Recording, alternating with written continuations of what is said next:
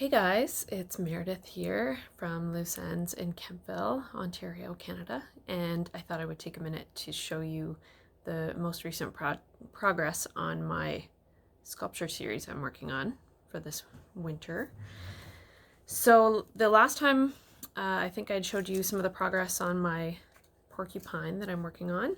So here is the latest on that guy. I've been adding pieces of paper to add some quills, and I came to the realization the other day that rather than struggling to paint these with a paintbrush with acrylic paint, which is what I did with the bear sculpture I did earlier in the year, I can use spray paint.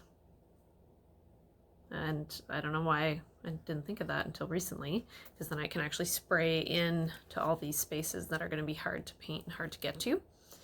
So that is a big relief, and it means that I'm not going to limit myself just to the paper clay, that I can use paper and fabric in different ways to create different textures that I might not have previously. Like with these, I haven't turned these up yet. You can see there's a layer of paper here, and I can just go underneath and bend up the quills and really get a lot of depth in these pieces by playing with that. And that paper is just adhered down with another layer of paper clay.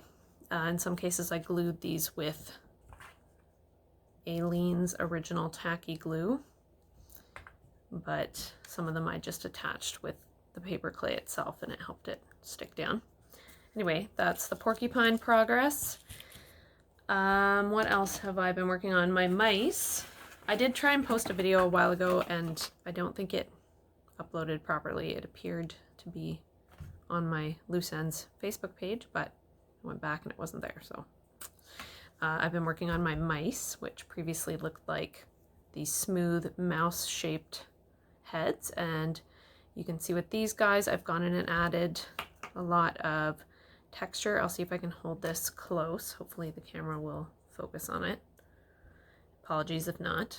But I added eyes afterwards, and a pointed nose, and this fine, pull back for this, but this fine fur texture. So by using short and shallow marks with my tool, which I don't have handy to show you, but anyway, this little metal tool I use to texturize it.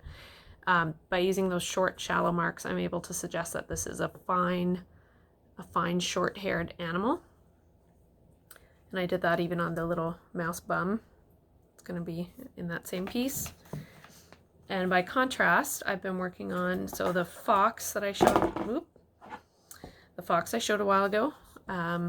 So I've made some quite deep grooves on this piece to show that it's a thicker fur and a longer, shaggier fur. I'm going to have to make some adjustments to this one. I'm not happy with the way the snout is right now. I think I'm going to remove this lower lip section, which I can just kind of chip off with one of my carving tools. And then I'm going to add more on top of this nose and extend it out more to give it a longer, more pointed snout. I think we'll see. And the latest thing I've been working on are these raccoons. I'm not sure if these are going to be part of the series officially.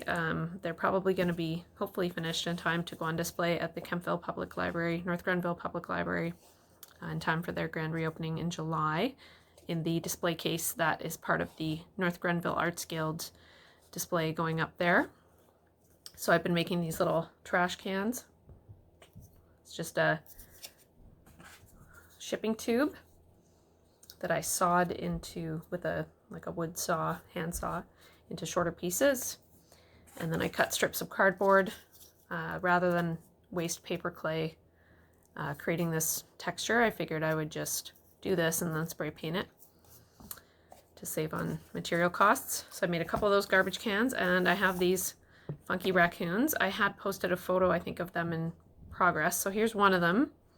I think his head is a little bit too small.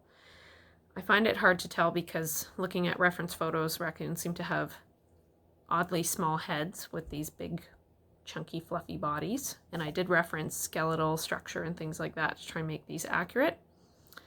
So we'll see. I might do the other raccoons and make their heads a little bigger by comparison, and so I have the two to look at, and then I can always add to this one or take away from the others.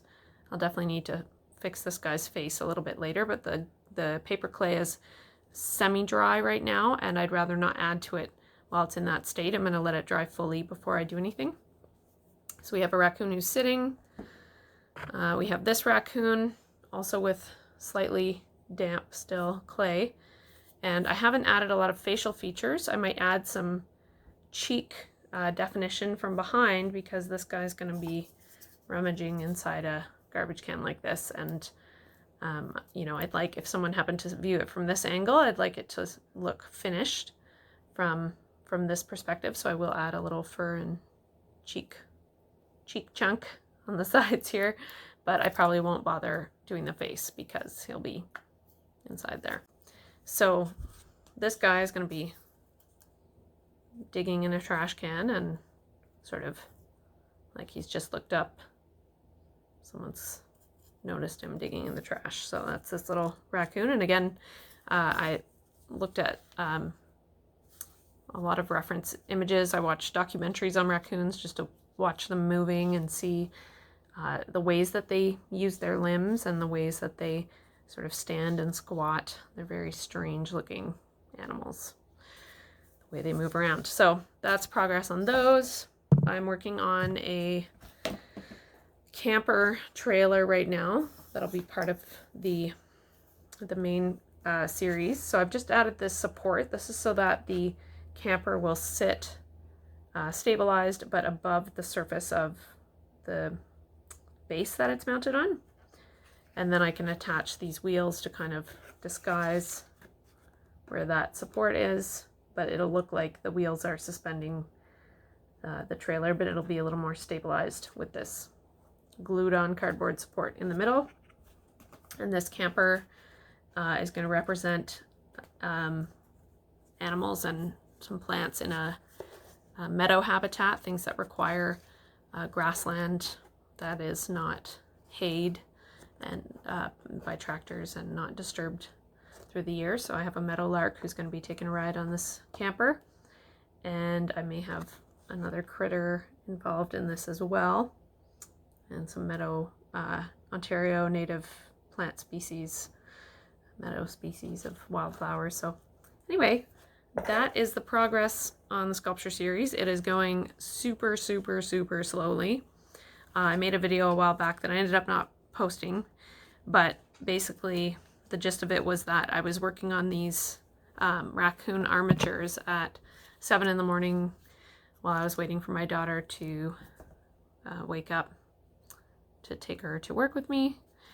And, you know, I only had about 10 or 15 minutes to work on these, but, you know, it was a good reminder to me that if your creative work that you do, whether or not it is your full-time vocation or something that you aspire to have as your full-time vocation, I think if you're struggling to find time for it, just make time for it whenever you can. I leave stuff all over the house, which I'm sure drives my family crazy, but I always have odds and ends of my sculpture projects and things that I'm working on around, so that if I have a few free minutes, I just pick it up and do what I can in that moment, because most days I'm too exhausted at the end of the day to do much.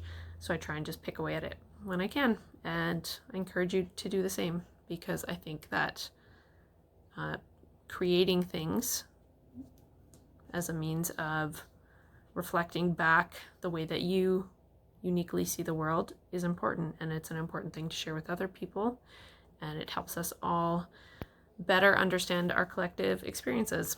So anyway, bye bye. See you next time. Thanks for watching.